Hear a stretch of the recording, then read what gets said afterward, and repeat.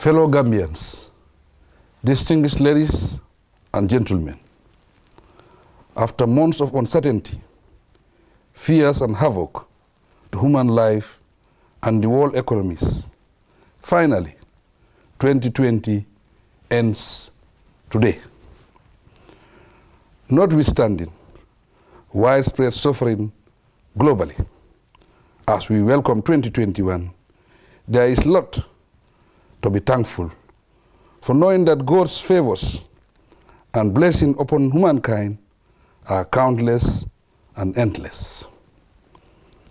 With this realization, we look forward to 2021 with gratitude and with much optimism and hope for a year of greater achievements for all of us as individuals and as a nation.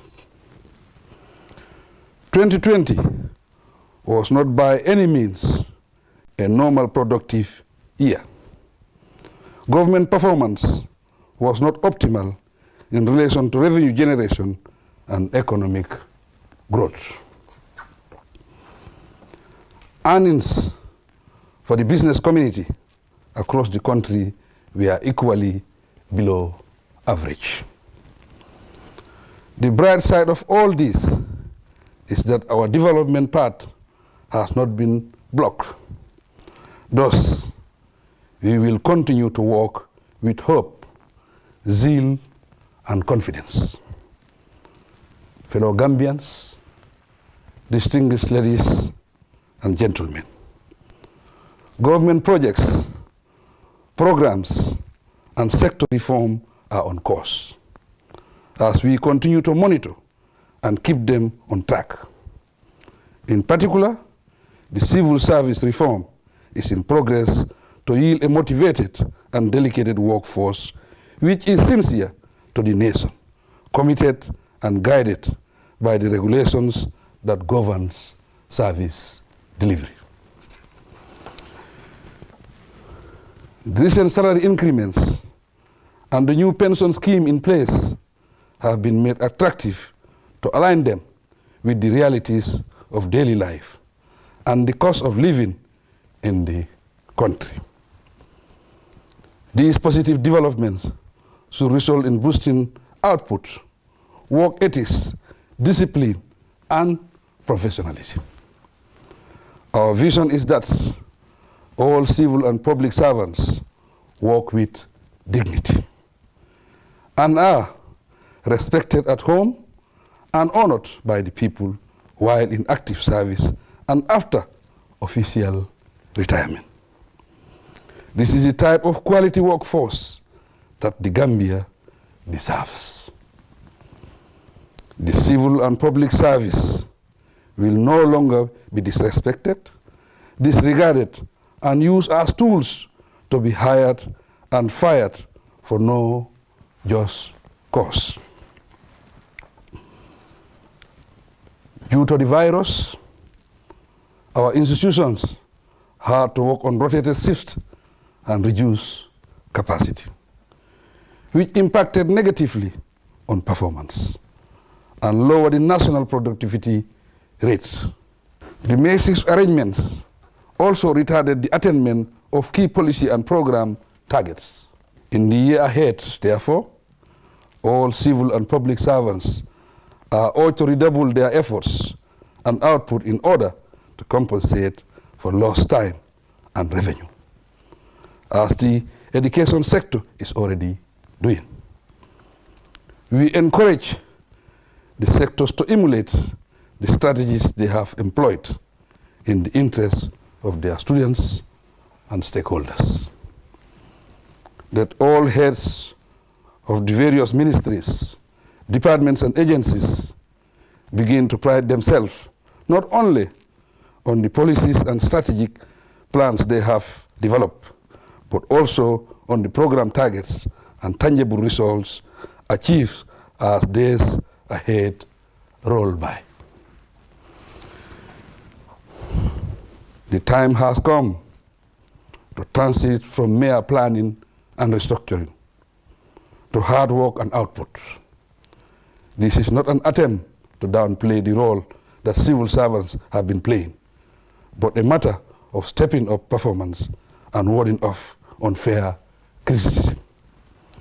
As we enter 2021, I propose that work for quality performance and quality results be adopted as the resolution of the workforce across all sectors, institutions, and disciplines. Fellow Gambians, ladies and gentlemen, our National Development Plan was designed for a 3-year period ending December 2021. We now have to begin a stock-taking process to assess and evaluate our performance so far. This is necessary to inform the next steps, especially for designing a long-term successor plan. The process calls for the participation of all categories of citizens, both within and out of government circles. The need for transparency and accountability should compel us to create an inclusive and participatory climate with the required public space open and wide enough to accommodate all sets of ideas, expertise, and skills. Collectively, peace, progress, and national unity should remain our ultimate target. Given the communal nature of our communities, it should be easy for us to come together, bound by the values that cut across our families, clans, districts, regions, and the communities within them. This is a country where peace and unity can easily bind us in a flourishing society.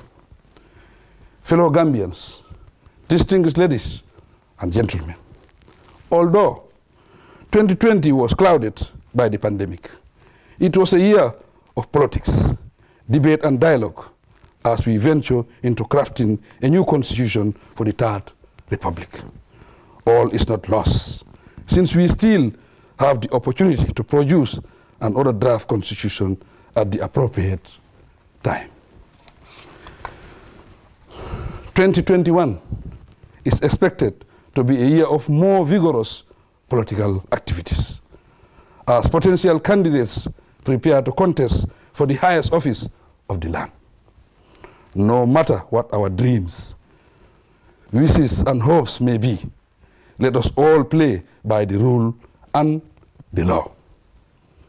Let the law and our noble values and conscience define our thoughts, decisions, and actions. I address this plea to all political parties, surrogates, and citizens alike. In particular, let us not allow any external interference in our national affairs and interpersonal relationships. In the Gambia, rightly or wrongly, we tend to associate whatever happened with God. But we must admit that individually and collectively, we are responsible for our actions, and therefore their consequences.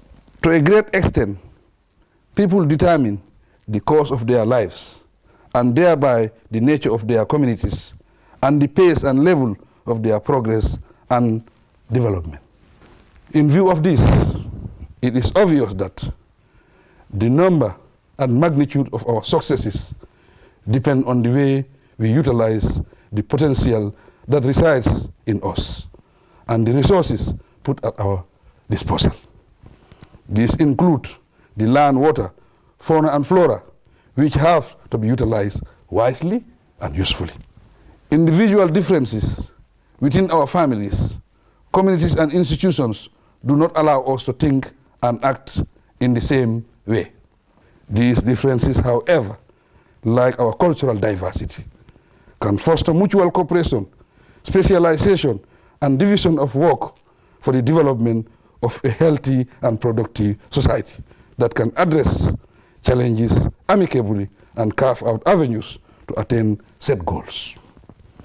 I ask that we bear this in mind and work in harmony to redeem the nation permanently from injustice, poverty, and underdevelopment. In the process, we must trust the security services and support them to secure the land and the people to maintain order and stability. I pledge to stand for the cause of the nation and the wishes of the people. For now, the health of every citizen and the resilience of the economy are of special interest to my government. Accordingly, health matters and economic recovery strategies and programs will continue to be accorded special focus.